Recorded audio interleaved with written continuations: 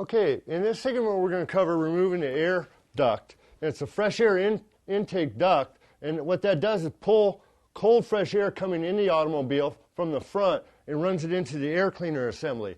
The colder, denser air makes for a better combustion, better gas mileage, better performance.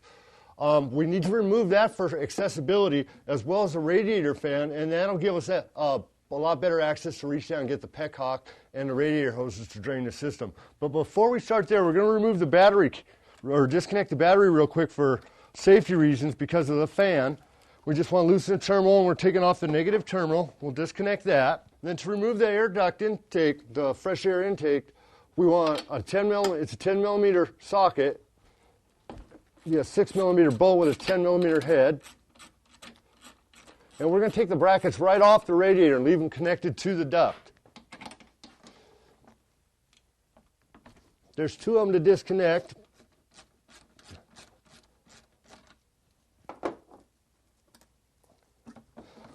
First, on this end, we want to pull it up, and then if we wiggle back and forth and slide, it'll come disconnected from the other end, and we can just slide it right out. There's the assembly. We'll take it and the two bolts that fasten it and set it aside. Then watch our next segment. We'll cover removing the electric fan.